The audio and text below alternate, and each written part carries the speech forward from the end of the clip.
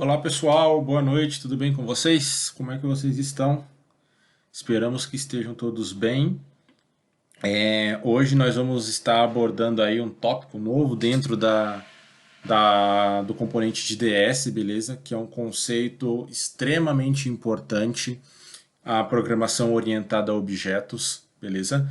Esse é um paradigma que ah, é muito válido porque vocês vão levar não só aqui dentro da linguagem Java, mas o paradigma de orientação a objeto, ele funciona, né? Ele é utilizado nas mais variadas e nas mais conhecidas linguagens de programação que nós temos nos dias atuais. Então, esses conceitos aqui, né, na verdade, são conceitos que nós vamos estar abordando com vocês, beleza? Focando dentro da linguagem Java. Os conceitos vocês vão levar para qualquer linguagem, o que vai modificar um pouquinho é só questão de sintaxe, de usabilidade, né? Mas o conceito ele é extremamente importante e é por isso que a gente vai desmembrá-los aqui em algumas partes, beleza? Para que não fique muito conteúdo, muita coisa para se ver em um único dia. Então a gente inicia hoje e vamos dando sequência, fazendo exercício e tudo mais no decorrer das próximas aulas, beleza? Bom, como eu havia comentado com vocês, né, vamos falar um pouquinho sobre orientação a objetos. Porém, antes da gente ver na prática o que é orientação a objetos, vamos entender o porquê que se deu esse paradigma aí tão utilizado, né, e tão bem aceito em programação. Beleza? Então, falando um pouquinho sobre a evolução das linguagens de programação, nós iniciamos, né, lá nas primeiras linguagens com as programações em baixo nível, onde os computadores eles simplesmente só conseguiam interpretar sistemas binários ou decimais, beleza? Então a programação, né, até antes disso, quando era feito através de válvulas e cartão perfurados e tudo mais, né, era até mais complexo, mas no início da programação, né, quando começou a se trabalhar com linguagens de programação, as máquinas entendiam simplesmente esse tipo de algoritmo. E aí isso era bem complexo, não só pelo fato de que você teria que falar ali binário ou falar decimal, né? Mas também era muito complexo porque cada máquina ela entendia uma situação diferente. Então você poderia até conseguir ali lidar com esse tipo de programação, sei lá, focado em binário, mas outra máquina não conseguia interpretar, porque a linguagem que ela falava era a linguagem decimal. E isso daí gerava uma confusão extremamente grande, né? Porque ficava muito limitado o desenvolvimento de aplicação, né? Passando desse nível, do baixo nível nessa programação, desse módulo de programação, foram criadas também as programações lineares, beleza? Então, os comandos eles deixaram de ser ali apenas decimal ou binário, né? E passaram a ser mais compreensíveis por nós, eu digo nós, seres humanos. Então, já não era mais aquele monte de 0 e 1, já era uma linguagem mais próxima ao que nós conhecemos atualmente. Porém, isso ainda era muito limitado, tá, galera? Os comandos ele eram simplesmente sequencial, muito próximo, né, mas ainda mais limitado do que a programação estruturada, que é o que vocês aprenderam lá no primeiro módulo. Então, vocês iniciaram pela programação estruturada e aí agora a gente vai ganhando corpo, né, e vamos conhecendo outros paradigmas de programação. E a programação linear ela era mais limitada do que a estruturada. Então, os comandos eles eram sequenciais, né? Nós não tínhamos muitas possibilidades de rotinas ali, de desvios dentro do nosso código. Basicamente, ele vinha sendo executado de cima para baixo. A evolução da linguagem linear foram as linguagens de programação estruturadas, beleza? O que veio a ser uma linguagem de programação estruturada? Justamente aquilo que nós, acho que a grande maioria de nós aprendemos, o primeiro ponto, né, foi aprender a linguagem estruturada. Então a gente conseguia criar pequenos trechos ali de comandos, né, que poderiam ser executados de forma sequencial, ou também criar pequenas rotinas, estruturas de decisão, estruturas de repetição, a questão de criar funções, né? Então, pré-agendar ali determinado código que ficaria guardado e só seria executado depois de um determinado procedimento, beleza? Depois de um determinado cenário, então a gente chamaria isso daí, né? O que não era possível dentro da programação linear. Então, aqui na programação estruturada, a gente já conseguia criar funções, deixar essas funções pré-estabelecidas ali, chamar quando fosse necessário e assim por diante. Tá? Além de ter uma maior interação, né, com estruturas de repetição, com estruturas de decisão, né, os nossos famosos if else, switch case, for, while, do while e assim por diante. Beleza? Juntamente, né, na sequência aí, após a programação estruturada, tivemos também a programação modular, aonde ela é baseada, né, na criação de bibliotecas com algumas funções e subrotinas, beleza? Uma das vantagens também, além dessa questão de bibliotecas, era a economia de memória do computador, e o código ele ficava mais oculto, digamos assim, beleza? Por quê? Porque quando a gente trabalha com esse conceito de bibliotecas, o que vem a ser uma biblioteca? Né? Vem a ser um trecho de código que foi desenvolvido por você ou por terceiro, que esse trecho de código ele executa uma determinada ação, beleza? E esse código, basicamente, você não vai ter que recriá-lo ou recodificá-lo, né? Você simplesmente faz o uso daquele código dentro da sua aplicação, né? De acordo com qual seja a sua necessidade, beleza? Então, para esse cenário, veio aí a ser muito utilizado e é utilizado até hoje em dia, né? A gente vê aí diversas linguagens de programação que usam esse conceito de biblioteca justamente por facilitar bastante o desenvolvimento, ok? E o paradigma que nós vamos estar abordando nesse momento, né? A gente já passou pela estruturada, pela modular também. O paradigma que a gente vai estar falando agora é o paradigma OO, ou orientado a objetos, beleza? Então ele surgiu aí em meados dos anos 90, né? E tem como é chamado aí do pai da programação orientada a objetos, né? O principal nome vinculado à sua criação é o Alan Kay, ok?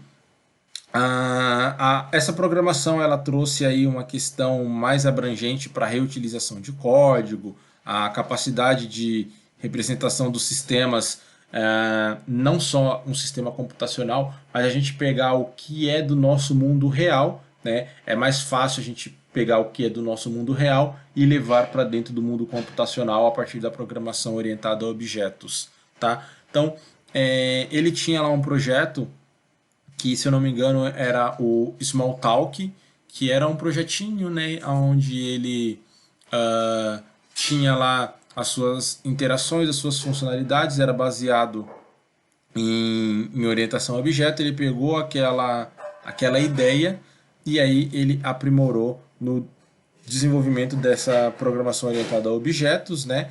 O que foi um paradigma tão bem aceito que não ficou restrito a uma única linguagem.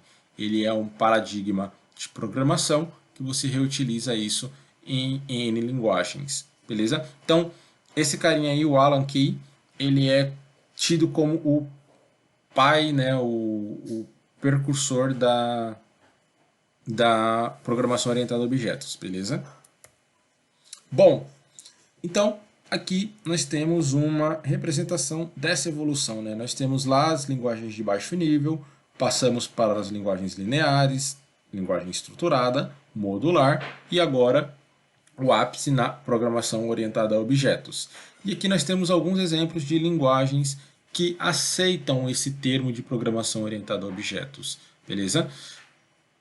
Então, se vocês repararem, são as linguagens que são mais utilizadas, muitas delas vocês veem aqui no curso, né? Vocês têm contato o Java, o Python, o C Sharp, o Ruby, o PHP, o Swift, né? Além de diversas outras, o C++ é orientado a objetos, o JavaScript é orientado a objetos, tem aí muita linguagem que aceita esse tipo de cenário, né? Mas aqui tem algumas das principais e aquelas que vocês, algumas das que vocês têm contato aqui dentro do curso, beleza? Bom, mas por que a gente deve usar, né, esse paradigma de programação orientada a objeto? Eu já sei trabalhar com estruturado, por que eu vou ter que reaprender a maneira de programar, sendo que eu já sei programar um pouquinho ali em estruturado, né? Pelos seguintes tópicos, tá, galera?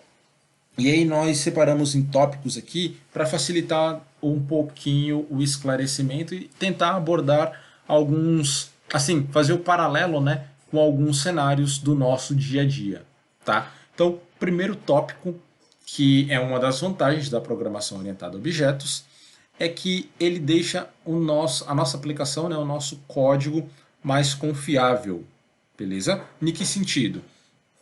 O isolamento entre as partes gera um software seguro. Ao alterar uma parte, nenhuma outra é afetada. Então, esse conceito de orientação a objeto ele nos permite gerar aí, né, manutenções, alterações dentro do nosso programa sem que nenhuma outra seja afetada. Por exemplo, eu vou pegar aqui o exemplo do seu controle remoto da televisão aí, beleza? Você tem lá o seu controle remoto, ele funciona perfeitamente e em um determinado momento a pilha para de funcionar. Beleza? A pilha descarregou, parou de funcionar o controle. O que você faz? Você simplesmente, né, existem várias possibilidades, mas uma delas é que você vá até o mercado, compre uma nova pilha, coloque a nova pilha no controle, né? E o controle volta a funcionar normalmente. Então, percebam que houve um isolamento, né? A pilha do teu controle, ela não estava ali fixada, né, acoplada em todos os outros, em todas as outras peças do controle. Ela era um periférico à parte que você podia fazer a manutenção, seja a substituição da pilha ou recarregar, se for uma pilha recarregável, por exemplo, né? E depois recolocar lá uma pilha nova e o teu controle continuaria funcionando normalmente. Então, trazendo isso para a programação, funciona da mesma forma. Você já tem lá o teu produto, você já tem lá o seu programa, certo? E aí, se houver a necessidade de você alterar alguma coisa, você vai alterar só aquela parte que precisa da manutenção. E aí, fazendo aquela alteração, você não vai impactar no restante do teu projeto, ok? Ele também traz a vantagem de ser um projeto mais oportuno, né? Um paradigma que traz aí mais oportunidades para a nossa aplicação. Então, ao dividir tudo em pequenas partes, né, a gente pode desenvolvê-las em paralelo. Então, vamos pensar no processo de um carro. Você não cria primeiro o chassi do carro, depois você cria o volante, depois você cria as rodas, depois o motor e assim por diante, né? Como é que é o processo de um carro? Uma empresa está criando o motor, outra empresa está criando as rodas, uma outra está criando, sei lá, o freio, o câmbio em um outro lugar, e aí vários estão trabalhando ao mesmo momento, né? Cada um é trabalhando naquilo que tem mais competência para fazer. Depois, quando todas as peças estiverem prontas, é feito a união, né, de todas essas pequenas partes, pequenas ou grandes partes, e aí a partir dessa união a gente chega no produto final que seria o carro, né? Trazendo isso também para dentro da programação, a gente consegue dividir em várias partes o nosso programa, beleza? Então fulano cuida disso, Beltrano cuida daquilo, cada um vai desenvolvendo ali o teu projeto, depois a gente acopla tudo e fecha o nosso produto. Diferente da programação estruturada, né? Na programação estruturada, você tinha que vir ali na sequência. Então você não conseguia ir quebrando o seu projeto em vários arquivos ou em várias partes e depois uni-las dentro de um só, certo?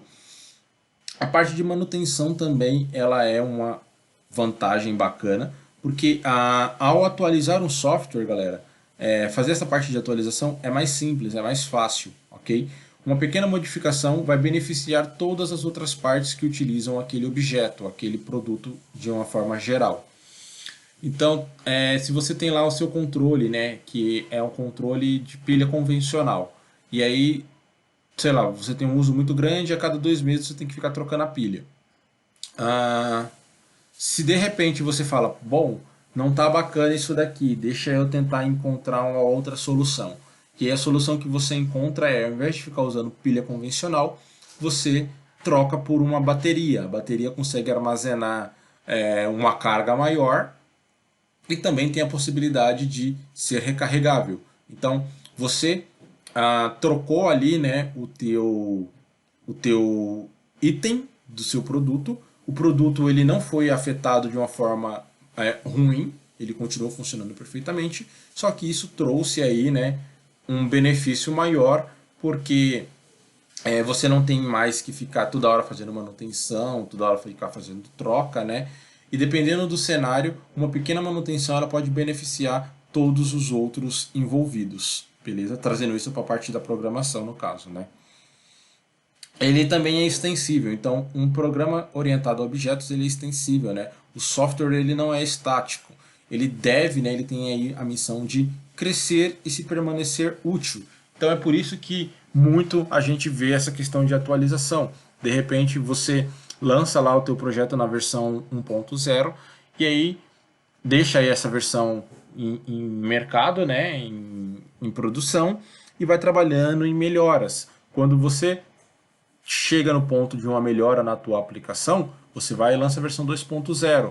E aí ele consegue se acoplar. Então, de repente, você tem lá um programa que está fazendo um vínculo com um banco de dados ou com algum serviço da internet. Você lança a versão 2.0, ele continua conseguindo, né, puxar as informações do banco, continua conseguindo utilizar os serviços da internet, beleza? Então, essa é uma característica, né, da programação orientada a objeto. O software ele vai sempre crescendo, ele sempre vai se reinventando, beleza? E o principal, não que seja o principal, né, mas um dos mais utilizados é a questão da reutilização, beleza? Então a gente consegue reaproveitar, né, e utilizar a integração de um determinado sistema com vários outros, beleza? Um exemplo muito claro disso são os CRMs, né, onde a gente tem lá uma aplicação que cuida de um determinado setor da empresa, uma aplicação que cuida de outro determinado setor, e aí todo mundo ali consegue se comunicar entre eles, né? Tem essa parte de integração. E isso daí não são vários programas criados do zero. São um conjunto, né, de comando, de códigos, digamos assim, que foi criado uma vez e é reaproveitado em vários cenários, né? A gente não precisa ficar recriando tudo do zero. Tem essa questão de reaproveitamento, beleza? Então, estamos apresentando para vocês aqui algumas características da programação orientada a objetos, beleza?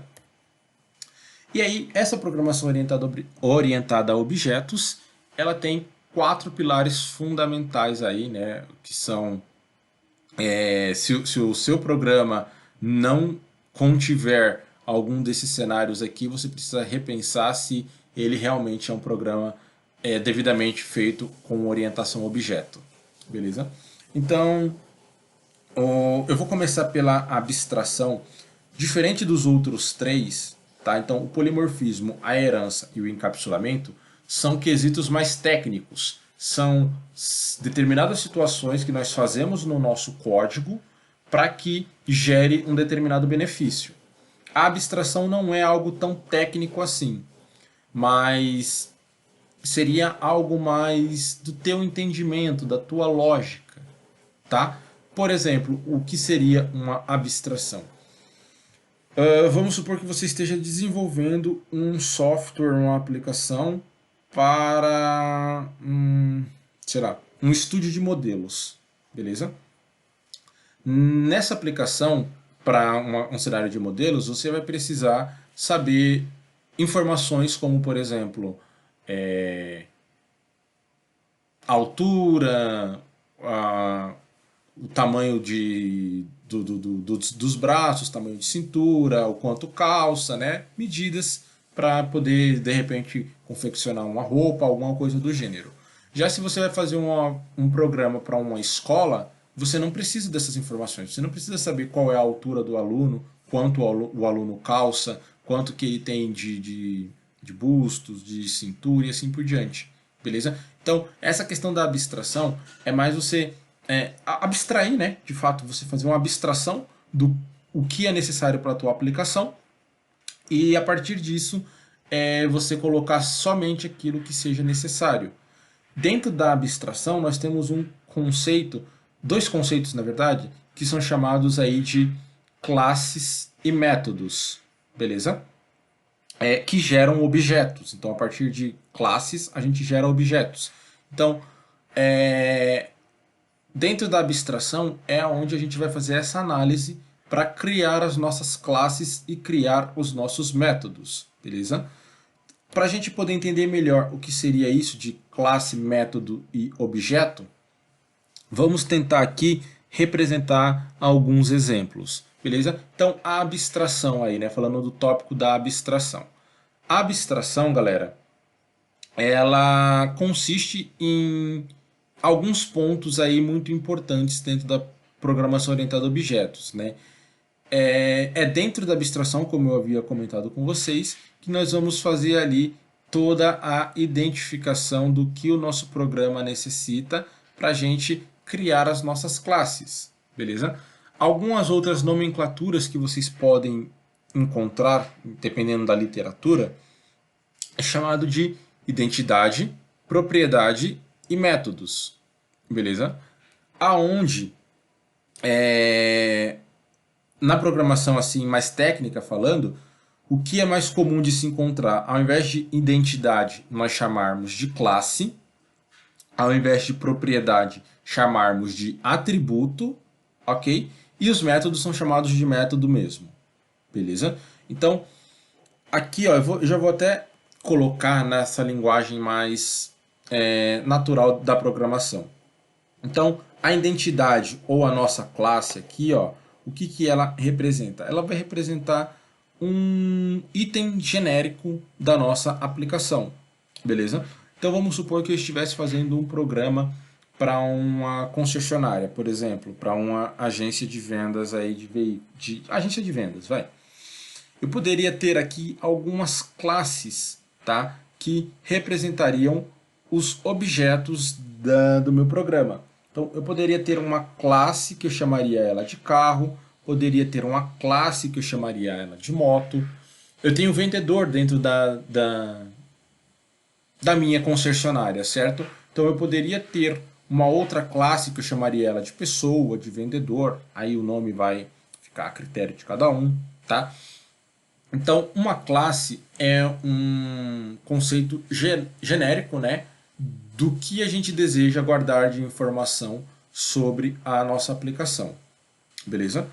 Temos aqui a questão dos atributos ou propriedades, que são, pensem como se fosse um banco de dados. Lá no banco de dados a gente tem a nossa entidade, que é a nossa tabela, e dentro da tabela a gente tem as nossas colunas, certo? Que são os atributos daquela determinada tabela. Aqui seria quase a mesma coisa, ok? Então a gente teria aqui, ó, é como se eu falasse para vocês que nós teríamos a nossa tabela carro e a nossa tabela moto.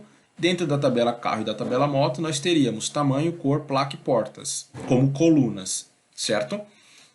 Aqui nesse cenário a gente vai chamar de classe e atributo, beleza? Então, para carro e moto eu posso armazenar, né? Eu quero guardar as informações de tamanho, cor, placa, número de portas e assim por diante, beleza?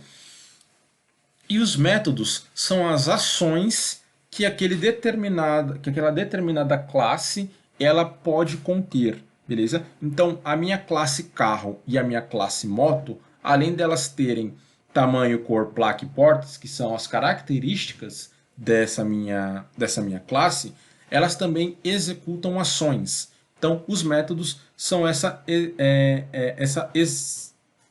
ações que podem ser executadas, beleza? E aí, cada classe vai ter a sua determinada ação. Por exemplo, nós podemos aqui ter acelerar, parar, ligar e desligar. Isso voltado à nossa classe carro e moto. Se eu tenho, por exemplo, uma classe cachorro, o que eu vou ter de atributos ou de propriedades para minha classe cachorro? Eu vou ter raça, peso e tamanho, ok? E quais são os métodos que um cachorro ele pode exercer? Então o cachorro ele pode latir, correr, morder, dormir, entre outros, mas aqui é só para a gente poder exemplificar. Fechou? Bom, as nossas classes não necessariamente elas precisam ser coisas palpáveis, beleza? Então, por exemplo, carro, moto e cachorro são coisas palpáveis, mas não necessariamente precisam ser isso. Eu posso ter coisas abstratas também dentro da minha classe, como por exemplo, uma conta bancária, beleza? Então, uma conta bancária, ela também seria uma classe, por mais que eu não consiga pegar uma conta, né? Eu não consigo tocar uma conta, mas eu armazeno dentro de programação, eu armazeno isso como uma classe. Por quê? Porque eu vou querer manter, né, guardar informações sobre essa determinada conta. As informações que eu vou querer guardar são saldo, limite, número da conta, se de repente valor de cheque especial, essas coisas, beleza? E uma conta, eu também tenho ações, tenho métodos que essa minha conta pode executar. Eu posso depositar, sacar e ver extrato, né? Como exemplificação aqui dessa minha conta. Eu trazendo para um cenário de aula, eu poderia ter uma classe chamada aula, beleza? Onde eu teria lá as características de aula, como por exemplo, nomenclatura, carga horária e afins. E também teria lá os meus métodos para minha classe.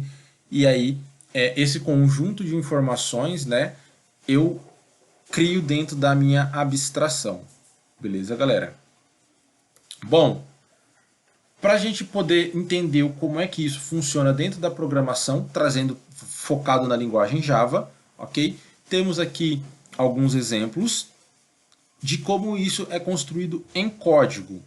Então, vamos verificar aqui no código como é que isso daqui funcionaria. Vamos abrir aqui o nosso NetBeans. Beleza? E aí eu vou criar aqui, ó, eu vou criar um novo projeto, tá? Esse meu novo projeto vai ser uma aplicação Java. Deixa eu só corrigir aqui, aplicação Java. E aí eu vou dar um nome aqui para ele, vou chamar de OO2DSN, beleza? Só para eu saber que é a orientação objeto do segundo DSN aí. Vou pedir aqui, ó, vou pedir para ele criar minha classe principal, não tem problema não, tá? Vou solicitar aqui para ele criar minha classe principal, mas isso daqui a gente poderia criar na unha depois também. Fechou.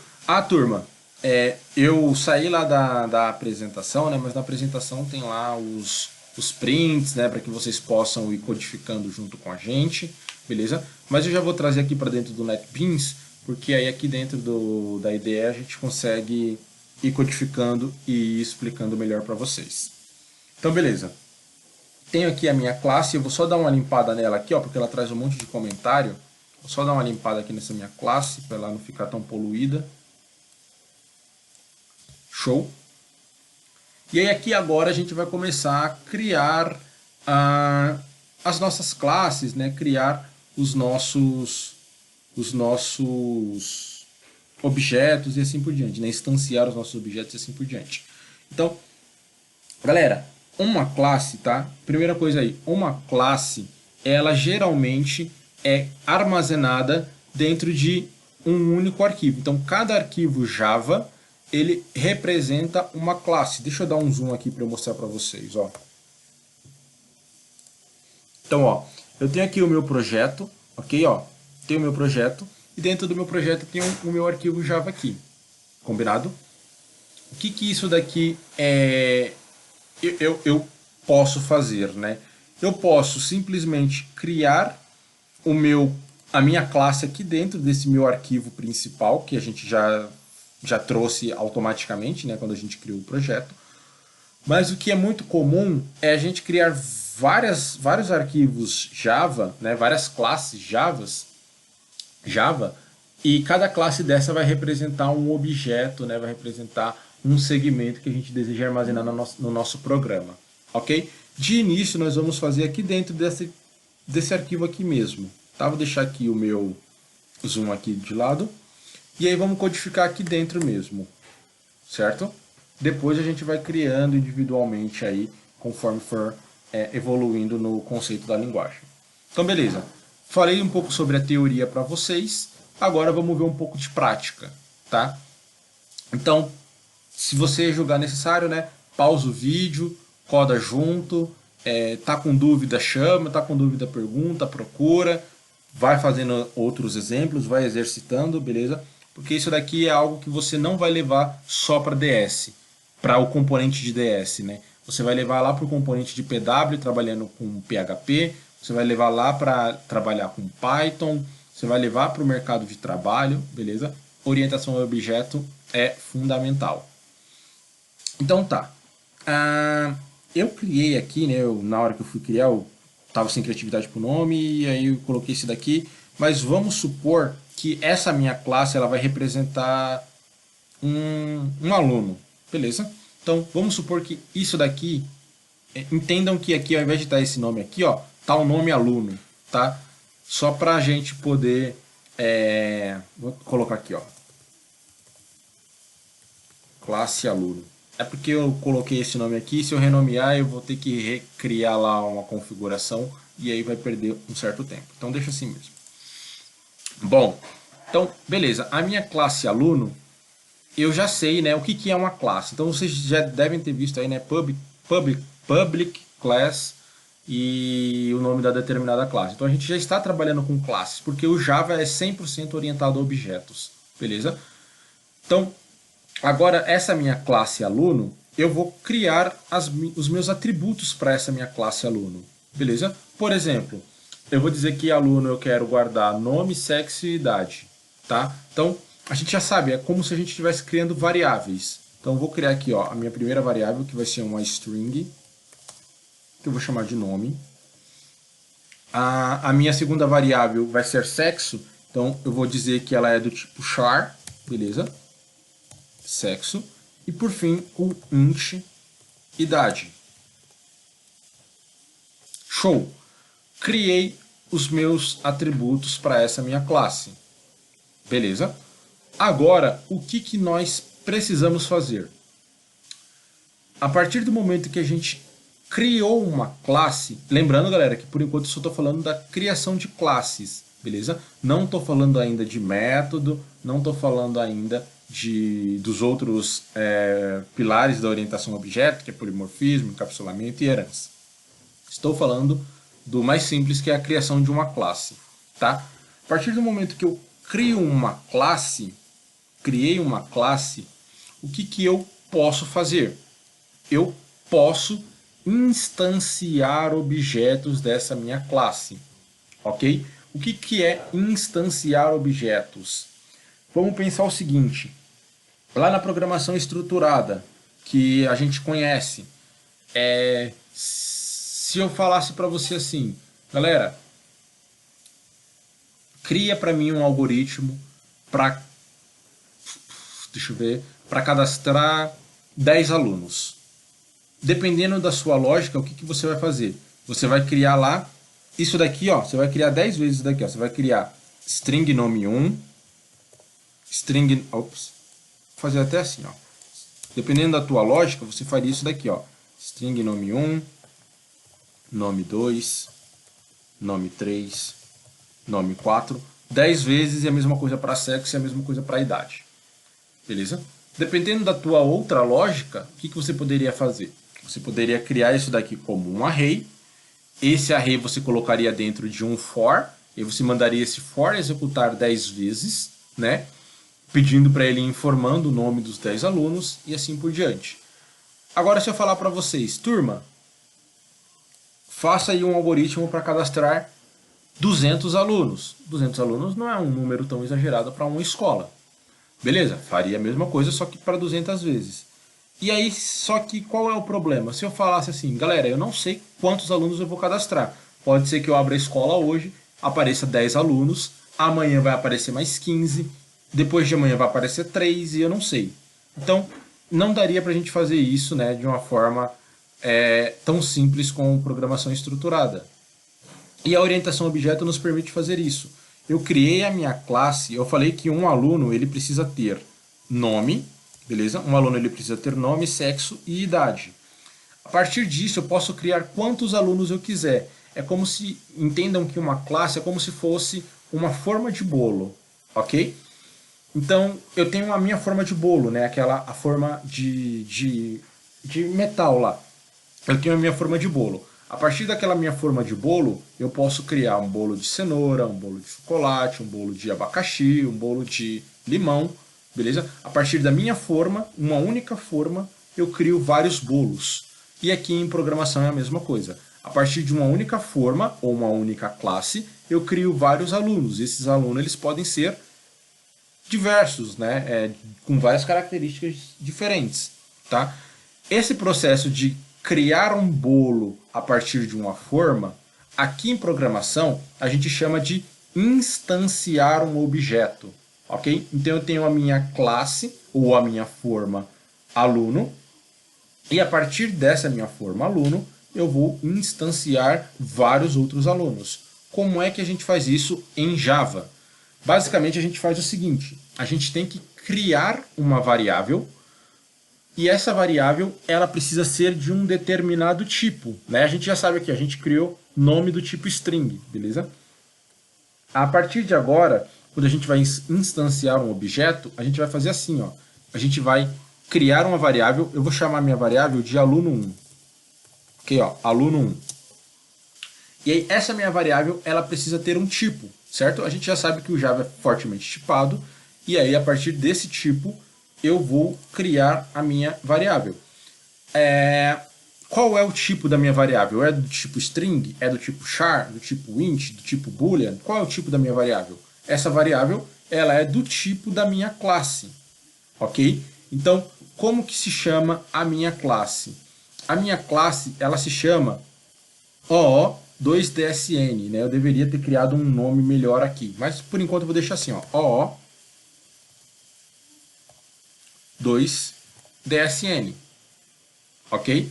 Então eu estou dizendo aqui o meu objeto, a minha variável aqui, ó, aluno1, é desse tipo aqui, porque esse tipo é o tipo da minha classe aqui em cima, tá? Se eu tivesse colocado um nome melhor, confesso que não fui feliz nesse nome, eu colocaria aqui um outro nome. Já já eu faço até um outro exemplo para vocês. E eu vou dizer que essa minha variável, ela é igual a quê? Ela é igual a um new OO2DSN. Beleza? Então, esse é o processo de instanciar um objeto. Eu crio uma variável, digo que essa variável é do tipo da minha classe. Então, eu tenho lá, ó, string char int. A partir do momento que eu crio uma classe, eu tenho essa classe como sendo um tipo também. E aí eu digo que essa minha variável aluno1, ela vai ser igual a um novo objeto dessa minha classe. Então, isso daqui que a gente chama de instanciar objeto. Eu estou criando um objeto a partir de uma classe, ok? Eu criei aqui o meu objeto aluno1 a partir dessa classe aqui, ó. Beleza? Agora que eu tenho esse meu objeto aluno1, eu posso atribuir valores para ele. Então, eu poderia vir aqui e colocar assim, ó, aluno1 ponto nome. E aí dizer que é igual a Luiz. Beleza? Próxima propriedade que eu tenho é sexo. Então, venho aqui, ó, aluno1 ponto sexo igual a, tem que ser assim, né? M. Beleza? Por que tem que ser aqui com aspas simples? Ó, se eu coloco aspas duplas, ele me dá erro, beleza, galera? Porque eu declarei aqui, ó, como um char. Char só aceita um caractere e um caractere é aspas simples, ok? Aqui em Java. E aí eu posso vir aqui e colocar aluno1 ponto idade e dizer que ele é igual a 26. Ok? Beleza. criei aqui o meu aluno, criei o meu objeto daquela minha classe e coloquei aqui, ó, os valores para ele. Legal? E aí, a partir dessa minha classe aqui, eu posso criar vários outros objetos. Então eu poderia vir aqui, ó, e criar o aluno 2 agora. Basicamente é uma repetição, tá? Então eu vou colocar aqui, ó, que eu vou criar o objeto aluno 2. Esse meu objeto aluno 2, ele vai ser de qual tipo? Ele vai ser do tipo da minha classe, né? O2DSN. E aí eu digo que ele vai ser uma nova instância, né? Um new O2DSN.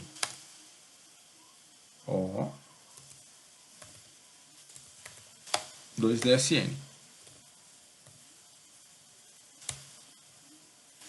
E aí eu poderia criar o meu aluno 2. Então, ó, aluno 2.nome é igual a Mayra.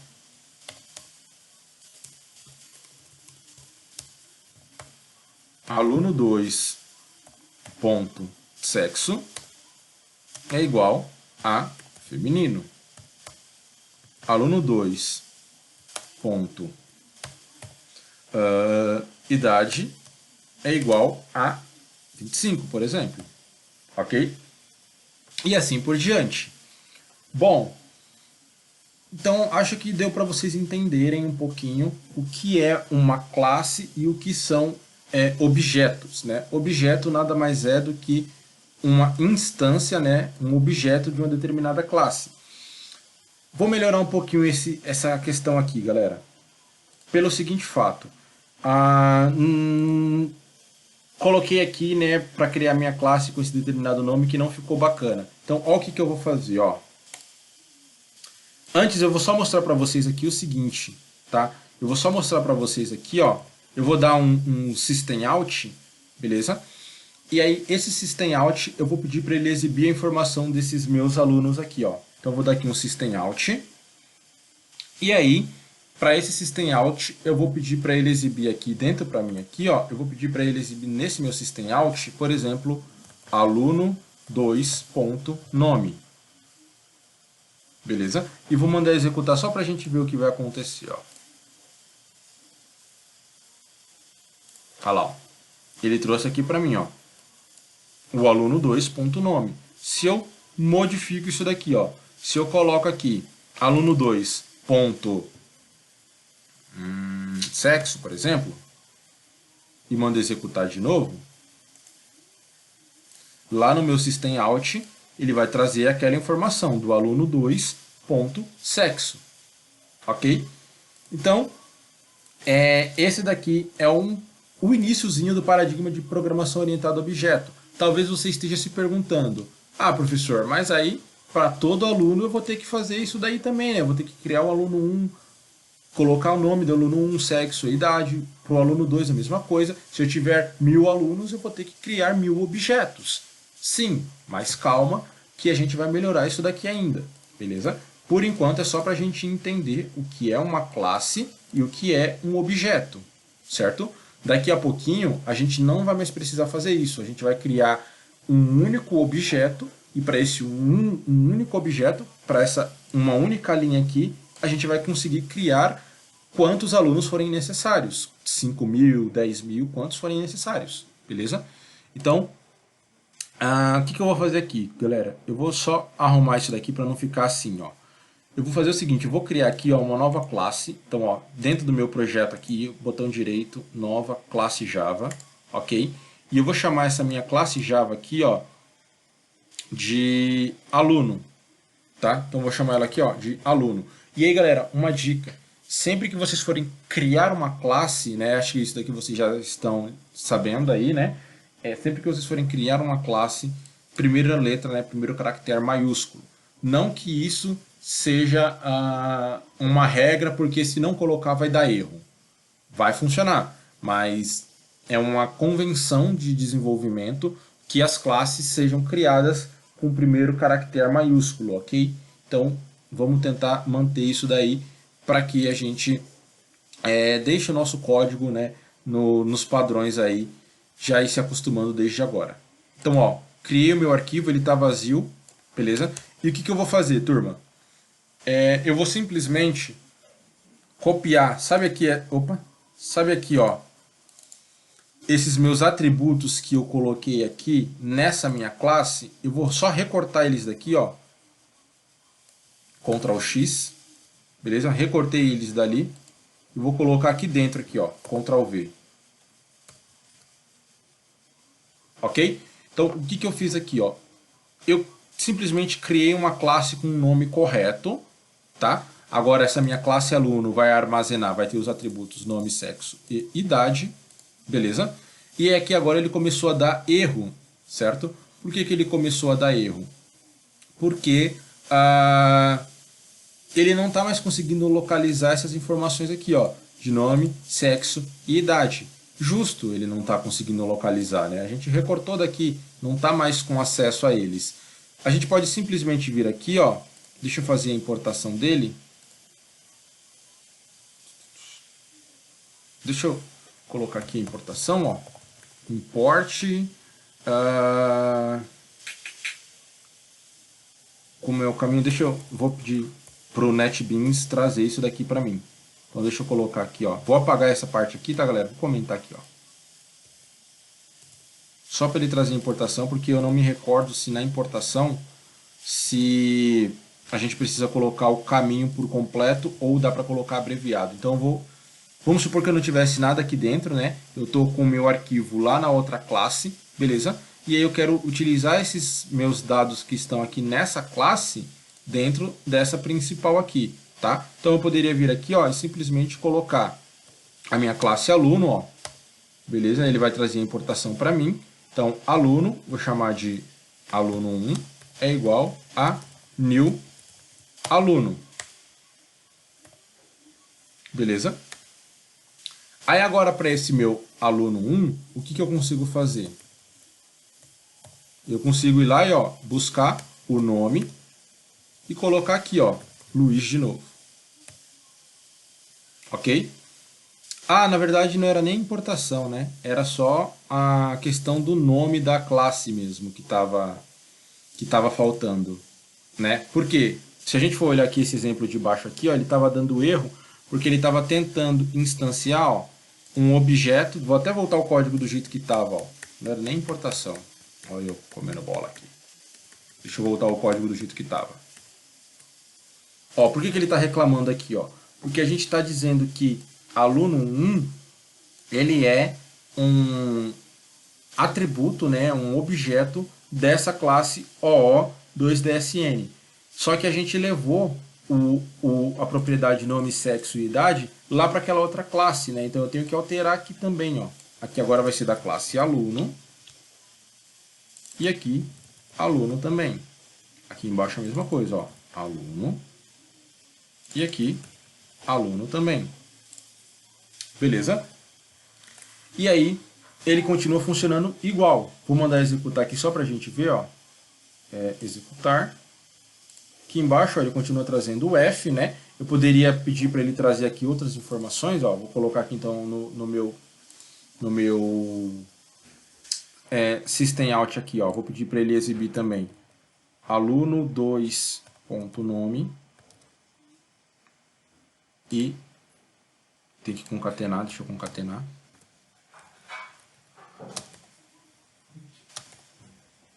E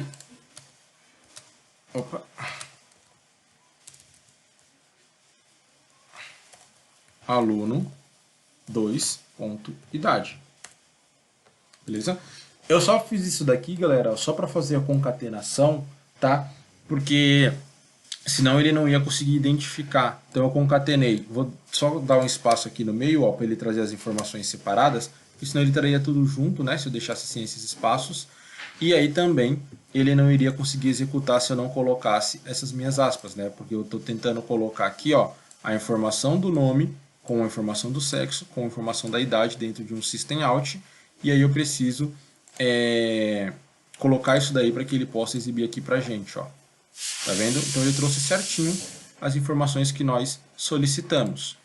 Então é isso que eu queria demonstrar para vocês de início, turma. A gente pode, beleza? Criar aqui, ó, as nossas classes. Então percebam que aqui, ó, eu tenho a minha classe aluno, tá? Essa minha classe aluno, ela tem aqui, ó, vamos dar uma olhada na classe aluno. Espera aí que eu cliquei errado aqui.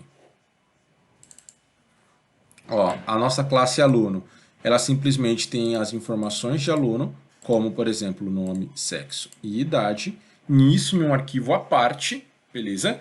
E aí, aqui dentro desse arquivo aqui, ó, que é onde está o meu método principal, o meu public static void main, eu estou fazendo uso, ó, de nome, sexo e idade a partir do quê?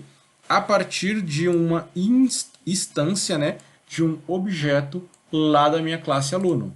Ok? Então aqui eu criei uma variável, vamos chamar de variável, tá? É um objeto, mas vamos primeiro chamar de variável. Eu criei uma variável, ok? Chamei essa variável de aluno1, falei que o tipo dessa minha variável é do tipo aluno, então lembrem-se que esse aluno aqui, ó, é referente à minha classe, tá vendo aqui, ó, tá com A maiúsculo, é referente à minha classe aluno. Disse que esse meu aluno 1 aqui é a minha variável ou o meu objeto, beleza?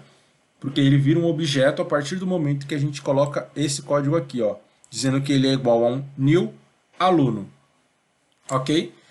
Então, com isso daqui a gente instanciou um objeto da nossa classe aluno1 e aí conseguimos, né, criar vários alunos a partir das informações que nós colocamos aqui, ó. Só para eu trazer mais um exemplo para vocês, eu vou criar aqui, ó, uma nova classe. Opa, cliquei errado, peraí. Eu vou chamar essa minha classe de... chamar essa classe de carro, vai. E aí, para essa minha classe de carro aqui, ó, o que, que a gente vai fazer? A gente vai dizer que carro ele vai possuir uma string que vai se chamar modelo, um int que vai se chamar n portas e, sei lá, uma outra string que vai se chamar cor. Só isso, beleza? Então, tenho aqui, ó, os meus dados, né, os meus atributos referentes à minha classe carro. Show? Se eu quisesse instanciar um objeto dessa minha classe carro, era só eu voltar aqui, ó, tá? E aí, por que que eu estou voltando nessa classe aqui, turma? Porque para eu executar a criação de um objeto, eu só consigo fazer isso dentro do meu método main, beleza? Quer ver, ó, só tentar aqui, ó, executar fora do meu método main, ó, então vou fazer a mesma coisa, ó, vou dizer, né, qual é o tipo da minha variável, do tipo carro, vou chamar ela de carro1, eu vou dizer que ela é igual a um new carro.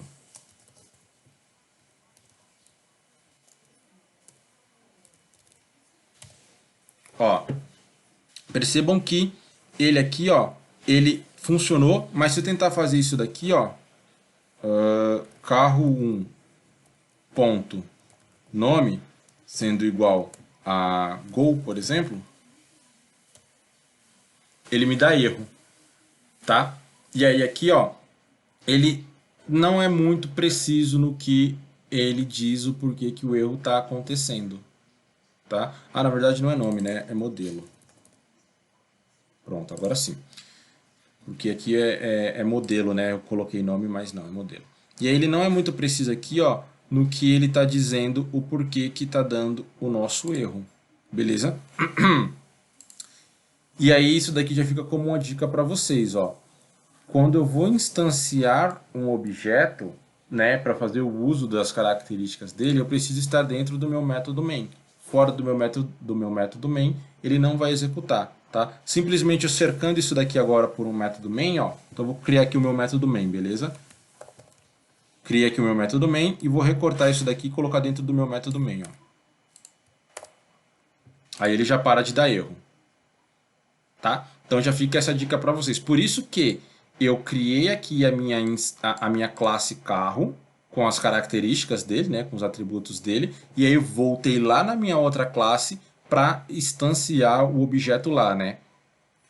Porque para eu fazer esse cenário aqui, ó, eu só consigo fazer onde tiver o método main. Beleza, turma?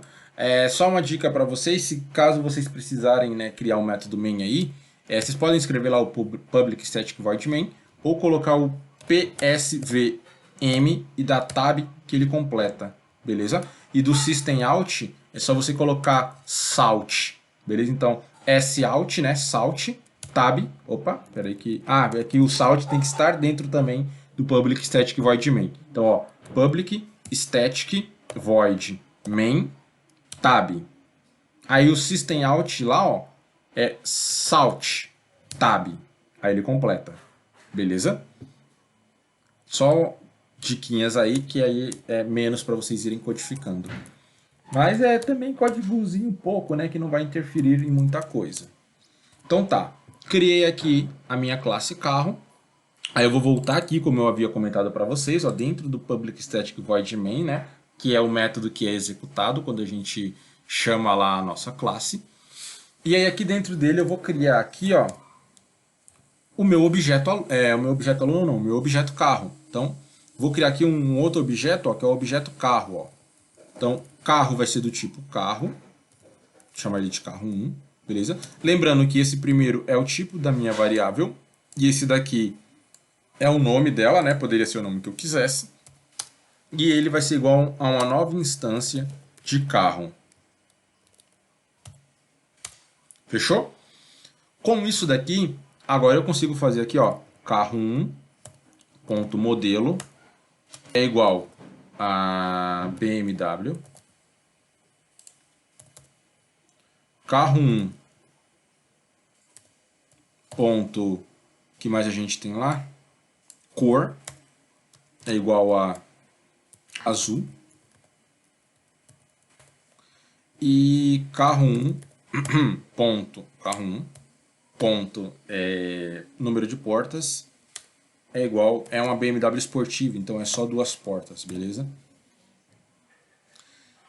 Então, percebam que a gente, ó, dentro aqui conseguiu instanciar, né, vários objetos, né? A gente pode instanciar vários objetos de várias classes diferentes, tá? E eu poderia fazer aqui, ó, o seguinte, ó, colocar aqui, ó, então o aluno 2 possui um carro da marca, beleza? E aqui, ó, no meu print, ao invés de eu colocar tudo isso daqui, ó, eu vou, vou simplesmente colocar aqui, ó, carro 1 ponto modelo, tá? E eu executando isso daqui, ó, ficou Mayra possui um carro da marca BMW. Beleza, galera? Então, essa é a primeira instrução que nós gostaríamos de estar passando para vocês. É criar classes, beleza? E a partir da criação dessas classes, instanciar objetos para que, a partir dessa instância de objetos, né, é como a gente colocou o exemplo lá, a partir de uma forma de bolo, a gente consiga criar vários bolos. A partir de uma classe aluno, a gente consiga criar vários alunos. A partir de uma classe carro, a gente consiga criar vários carros, beleza? E aí, só para a gente exercitar um pouquinho mais isso daí, finalizando esse exemplo aqui, tá? O que nós queremos que vocês façam aí para exercitar? Vamos voltar lá na nossa apresentação. E aí aqui, ó, na nossa apresentação, retrocedendo aqui, nessa parte da abstração, nós temos aqui, ó, como eu falei para vocês, algumas classes, que na nomenclatura está como identidade aqui, mas seria classe, algumas propriedades, que são os nossos atributos, e alguns métodos, beleza? Como atividade aí para exercitar, o que vocês deverão fazer? Vocês vão se basear nessa apresentação aqui, então tirem um print aí, ó, pausa o vídeo, tira um print, beleza? Você vai se basear nessas informações aqui e lá no teu NetBeans você vai criar uma classe para carro e vai colocar essas informações aqui. Uma classe para moto e vai colocar essas informações. Uma classe para cachorro com essas informações. Uma classe para conta no banco, né? E colocar essas informações, ok? Então você vai criar as classes e aí lá dentro da classe que você tem o seu public static void main, você vai fazer a mesma coisa que nós fizemos aqui. Você vai instanciar objetos dessa classe e atribuir valor a elas. Beleza? Os métodos nós não vimos ainda, então não vou pedir para que vocês façam os métodos agora. Na próxima aula a gente então faz os métodos e aí a gente atribui também esses métodos à nossa classe. Combinado? Bom, turma, então basicamente vai ser isso daqui, tá? Na nossa aula hoje a gente vai explicar, né, um pouquinho a teoria. A gente explicou um pouquinho a teoria do que é orientação a objeto, de como é que ela funciona. Demos alguns exemplos práticos, né, para que vocês possam codar junto aí, certo? E exercitem, criem novos exemplos. Tendo dúvida, nos procurem. E aí na próxima aula a gente vai falar sobre os métodos e sobre um outro pilar já, né? Então vamos voltar aqui rapidinho nos pilares, ó. Então a abstração, ela fala, né, sobre classe, atributo e método. Então na próxima aula a gente vai falar sobre os métodos. E aí, encerrando os métodos, a gente vem aqui para falar sobre o encapsulamento, que também é uma coisa muito fundamental. Acredito que aqui no encapsulamento já dê para a gente falar também junto de herança, beleza? E aí, conforme for, a gente já aborda esses 3 tópicos aqui e depois falamos de polimorfismo, que o polimorfismo é um pouquinho mais complexo para a gente entender, mas é super tranquilo também, beleza? Então é isso daí, galera. Uma boa noite, exercitem aí e qualquer dúvida nos procurem, beleza? Valeu, pessoal, até a próxima aula.